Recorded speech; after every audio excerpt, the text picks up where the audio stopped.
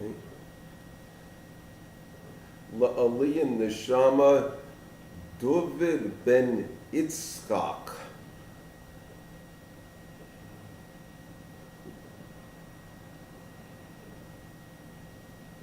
Rabbi Yossi Omer Adraganas Brirya Bifnei Atzmohu V'lo Yachlu Chakamim Lachriya alive Im Hu Ish O Isha Aval Tum Tum Eino Kain Pa'amayim Shahu Ish Pa'amayim Shahu Ki'isha. Okay. I've just completed the Sekta Zeraim, okay, in honor of my friend, for Aliyah Neshama, David ben Yitzchak, my friend Dave Hoffman, friend of my father, friend of my family, my next door neighbor. Salik the Seket Bikurim. Okay. First of all, I have to celebrate a little bit. See, this is a bottle of Chivas Regal. There you have it. Okay. Mm-hmm.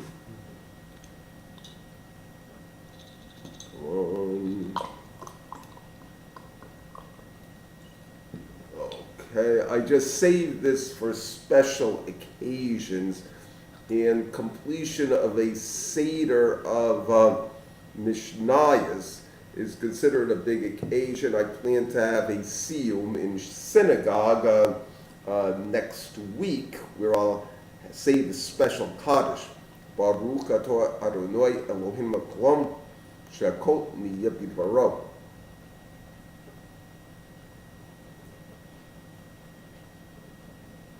Give some tzedakah. Okay. Now, the idea of learning a Seder of Mishnayos, or the whole Mishnah in honor of someone who passed away, it's basically like the idea of saying Kaddish for a person. The idea is that this person motivated you to fulfill a religious precept and to learn an important work like the Mishna, which is a difficult work, quite honestly, is considered a great merit on the person's behalf, and they will get recompense in heaven because of the fact that a person was so motivated to learn on their behalf, especially something that is lengthy and difficult. Now, what the Mishnah is the first codification of Jewish law after the Tanakh, and it occurred basically during the First Temple period. It has 6 volumes, shall we say, 6 books. They call them Sidurim. The first one is called Zerai, literally seeds, and it's often called the agricultural laws of the land of Israel.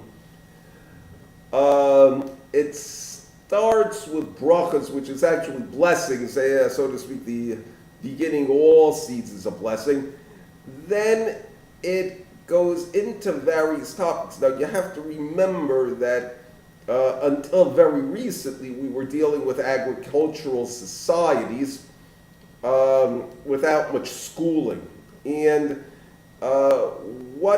it's one of the early ones is called Kilayim, which basically the biblical precept is not to sow your field with types of plants that clash. That's the idea. The example given in the Chumash is grapes, which are a vine. It grows up a trellis. And wheat, which is basically a very tall grass. So they don't really go that well together. If you want to sow a section with wheat and then barley, which are both grasses, that's perfectly fine. But the moment you start having trees and grasses, that's already a difficulty, and it breaks it down by different types of commonly and not so commonly planted crops. Also the idea is that it shouldn't be sown haphazardly, just taking a sack of seeds and just throwing it on the ground, okay? It should be orderly, it should be neat and orderly, okay? Then it has what are a number of mitzvahs basically concerning donation of agricultural produce to the poor and basically the priests. Okay, now the poor, what it comes out is that we were dealing with a society where money wasn't that well developed. You were talking in manufacturing, for that matter, as well, significant, where basically you gave the people crops. When you wanted to make a donation, it was somewhat of a barter society. Even gold and silver coins were denominated as a weight. You'd get a weight of silver or gold for something, and you could make it into jewelry or a spoon or that type of thing. Silver spoon, literally. So you have some that are basically related to giving to the poor, the main one being Meiser Oni. Okay, you have a section on that.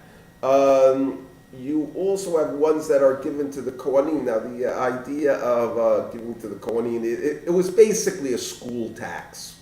Okay, the Kohanim were the teachers. Now, we were not dealing with a highly literate society. The main function of the Kohanim was schooling the people in the Torah, which was basically how to conduct yourself with your fellow man, and what you should basically believe, especially about HaKadosh Baruch Hu. That was the main precept. Reading and writing and literacy was not as important way back when as it is today. So that is the main thing that the Kohanim were engaged with. And the way that you supported them was that you gave them a portion of your produce, 10%, or if you baked some bread, you gave them a piece of that. That's challah. Okay. Then you also have a section called Meiser Sheni, which basically says that you should take 10% of your produce, set it aside to be eaten in Jerusalem, which essentially meant that you should go to Jerusalem and eat it there for the pilgrim festivals. Pesach, Shavuos, and Sukkot, that this is when you took your vacation and you're setting aside money for a vacation. That's the basic idea. Another idea is if you are going to use all that money on vacation to actually have someone in your family that you're supporting learning Torah in Jerusalem, and he's going to eat the Meiser, which you were obligated by the Torah to set aside. Okay? You also have Orla, which is basically good agricultural advice, saying that you shouldn't eat the fruits of a tree until after 3 years. That's the basic idea. Generally, after you plant the tree, the first 3 years is not that good. So it's saying essentially, don't be a slob, don't eat garbage. You have the same idea in Masechet Peah, which is, again, it's saying that you should leave the corners of your field to the poor, as well as stalks of wheat that fell down. Just leave it for the poor. Don't go after them. If you forgot a little bundle, just leave it there for the poor. The basic idea is it's a number of ideas actually, is not to squeeze every penny until the eagle screams. Okay, you're getting a harvest. You don't have to go over it with a fine comb. Related to that is the idea that the land belongs to God because He made it. And you are basically tenants on it, so you don't really own it as much as if you made something with your own hands. But it's the idea of God is the source of all brachas. You can't escape from that when you're considering land. So as a result, he has the right to make certain rules about it, and you shouldn't consider the land as entirely yours. That if you have a farm or a field, that if poor people or passers-by take a little bit from it, it's really not a big deal. Okay. The conclusion is Bikurim is the first fruits, bringing them to the temple. Basically, going back to the issue of my friend Dave Hoffman, it's considered a merit that he he motivated me to learn this. It bothered me after he died that I had to do something to recall him. He was our next door neighbor. We had issues with him, but the fact of the matter is that the family was a very, very good neighbors. I mean, I see people throughout my life. Your next door neighbor, you hardly know the guy, and to go and borrow something from him, well, it's strange. We get to borrow something from Dave Hoffman was no big deal. I played with his oldest friend Harley. I was friendly with his other two sons, Marty and Arthur. His mother and my mother were best friends. I mean, I knew what it meant to have a next door neighbor and a good neighbor and a good family, and just how valuable it was, especially since when I see that, after I basically left him, never had much of a relationship with our next door neighbor, and I saw that there was really something missing there, and there was something there that was with him. This Masechet is he would like this because it deals with Eretz Yisrael. He had a very strong feelings of his Yiddishkeit, and he had very strong feelings for Eretz Yisrael. His children are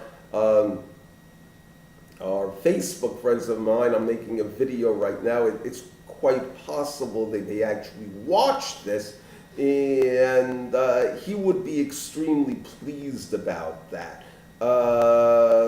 So the idea that he motivated me to learn something, that I'm living in Eretz Yisrael, and that his children may actually get a little bit of religious education that they may not have otherwise gotten, he would probably please him very greatly. So it should be a Aliyah Neshama. It should be an ascension for his soul in heaven, and that he should find comfort under the wings of the Shekhinah, the divine presence. Thank you.